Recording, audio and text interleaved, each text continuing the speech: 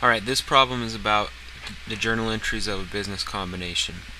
So on January 1st, 2011, Poe Corp issued 12,000 shares of its $10 par value stock to acquire the net assets of Lowe Company. Underlying book value and fair value information for the balance sheet items of Lowe Company at the time of acquisition are as follows. And you can see these numbers, and we will come back to this once we read the problem. Also, Lowe shares were selling at $18 a share, and Poe shares were selling at $50 a share just before the merger announcement. Additional cash payments made by Poe in completing the transaction were finder's fee, audit fee, stock registration fee, legal fees, and the SEC registration fees. So, what it wants us to do is to prepare all the journal entries to record the business combination on Poe's books. So the first thing that we're going to do is record a merger expense. The merger expense involves the $10,000 from the finder's fee and the $9,000 in legal fees to transfer the assets. So these are just the major the direct expenses to perform the merger. The next thing is deferred stock issue costs, and what this is from. This amount comes from the $3,000 audit fee that you see right here, the $5,000 stock registration fee, which you see right here, and the $1,000 SEC registration fee, which you see right here. So any of the stock registration fees and the audit fee, basically anything having to do with issuing the stock and getting that ready, goes to a deferred stock issue cost. So the next journal entry is to record the merger with Lowe Company. So don't confuse the merger and the merger expense. Two separate entries. So this is pretty straightforward except for a couple of things. When you do a business combination and you're buying the net assets, you basically you take the fair value of everything. So if you see these amounts right here down until bond discount: cash, AR, inventory, land, buildings and equipment, 60, 100, 115, 70, 350. If we come up here to the balance sheet, you will see that those numbers are exactly the same. For cash you have 60, accounts receivable 100, inventory is 115, land is 70,000. Okay. Oh, and buildings and equipment is 350 as well. So those are these same entries right here.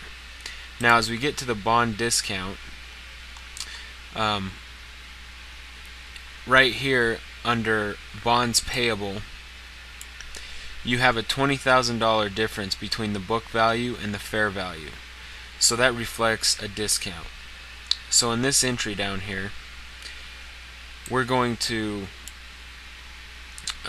debit bond discount for $20,000. That's the difference. And as you see here, this is the difference between the book value and the fair value of bonds payable. So you debit this up here. Then the goodwill. To figure out the goodwill, you have the fair value of the consideration given. So if you look at this number, 12,000 times 50, we had 12,000. Poe issued 12,000 shares, and in this additional information, the Poe shares were selling at $50 just before the merger. So that's 600,000.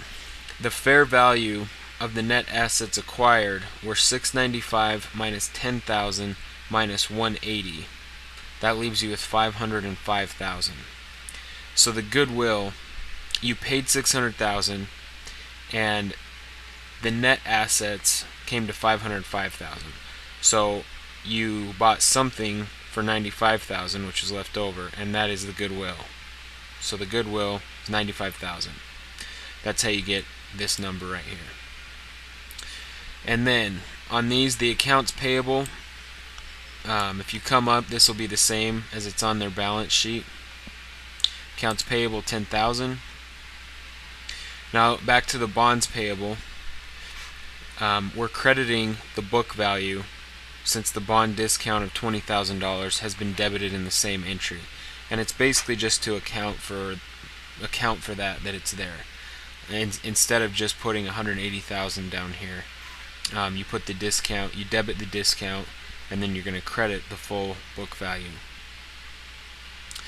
The common stock, this is the stock Poe issued at $10 par times 12,000 shares to purchase the net assets of Lowe Company, so you have $120,000. And additional paid-in capital, there's a calculation to figure this out. We issued 12,000 shares. The issue price in excess of par was $40. If you take the $50 fair value minus the par value, that leaves you with $40 a share times 12,000 is $480,000. Then you have to take away the deferred stock issue costs, which were $9,000. So your increase in additional paid-in capital is $471,000. And finally, your last credit is a deferred stock issue cost credit for $9,000. And those are the journal entries for this problem.